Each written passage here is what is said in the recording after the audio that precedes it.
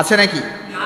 তার মানে ভূপৃষ্ঠের কোথাও অথবা ভূগর্ভের কোথাও অথবা সমুদ্রের তলদেশে কিংবা মহাশূন্যের কোথাও এমন একটা জায়গা খুঁজে পাওয়া যাবে না যেখানে বসে মানুষ পাপ করবে আর আল্লাহ রব্বুল আলামিন তা দেখতে পাবেন না।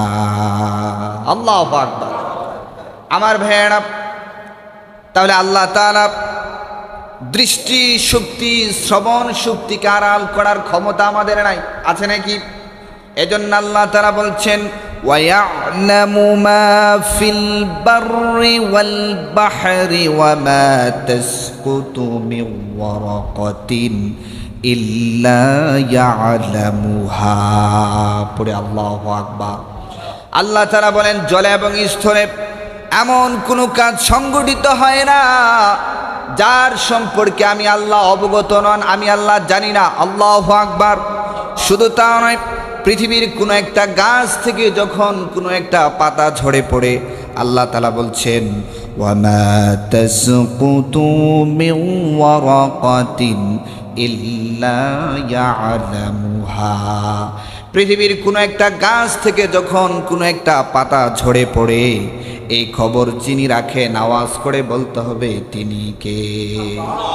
পৃথিবীর কোনো একটা গাছ থেকে যখন কোনো একটা পাতা ঝরে পড়ে তখন কোন গাছের কোন ডালের কোন পাতা ঝরে পড়েছে সেটার খবর রাখেন কে? আমার ভাইয়েরা, শুধু তা নয়, আমরা অন্তর দিয়ে যা কিছু কল্পনা করি, অন্তরে যা কিছু গোপন করি অথবা প্রকাশ করি সেটাও জানেন কে? রব্বুল আলামিন বলেন কুল ইন তুখফু মা ফি সুদুরিকুম আও তুবদুহু ইয়ালামুহুল্লাহ। পড়ে আল্লাহু আকবার।